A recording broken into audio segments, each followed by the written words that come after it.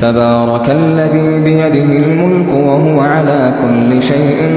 قدير الذي خلق الموت والحياة ليبلوكم أيكم أحسن عملا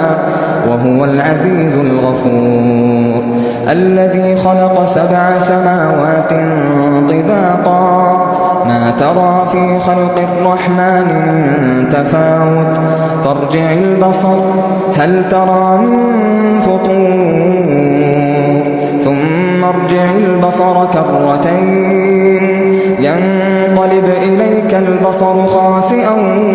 وهو حسير ولقد زينا السماء الدنيا بمصابيح وجعلناها رجوما للشياطين وأعتدنا لهم عذاب السعير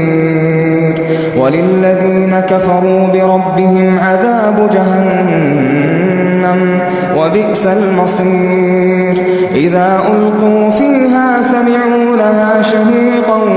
وهي تفور تكاد تميز من الغيظ كلما ألقي فيها فوج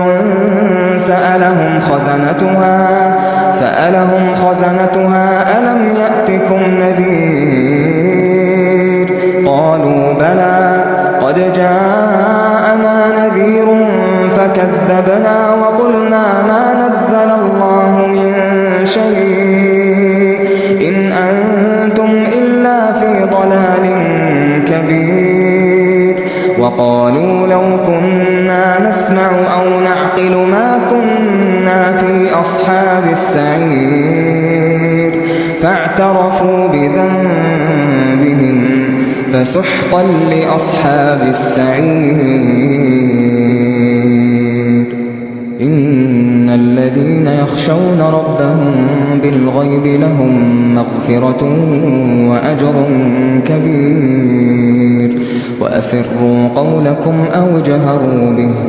إنه عليم بذات الصدور ألا يعلم من خلق وهو اللطيف الخبير هو الذي جعل لكم الأرض ذلولا فامشوا في مناكبها وكلوا من رزقه وإليه النشور أأمنتم من في السماء أن يخسف بكم الأرض فإذا هي تمور أم أمنتم من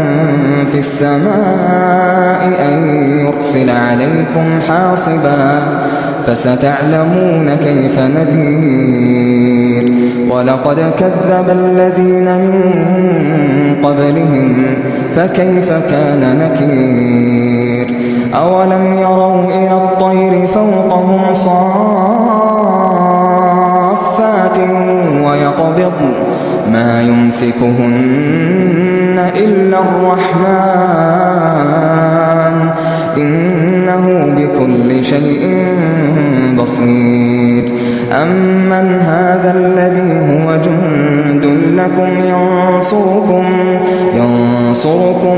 من دون الرحمن إن الكافرون إلا في غرور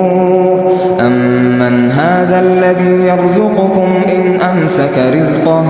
بل لجوا في عتو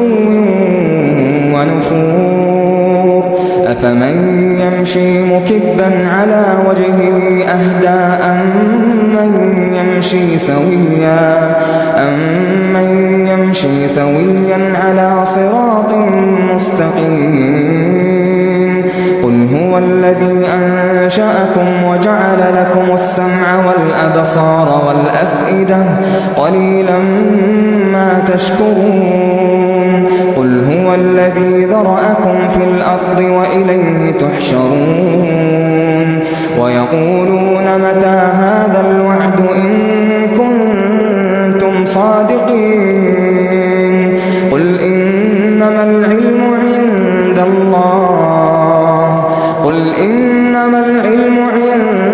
عند الله وإنما أنا نذير مبين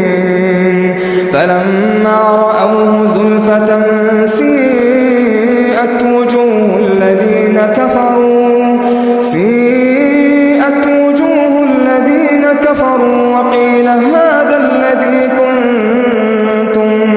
وقيل هذا الذي كنتم به تدعون قل أرأيتم إن أهلكني الله ومن معي أو رحمنا فمن يجير الكافرين من عذاب أليم قل هو الرحمن آمنا به وعليه توكلنا فستعلمون من هو في ضلال مبين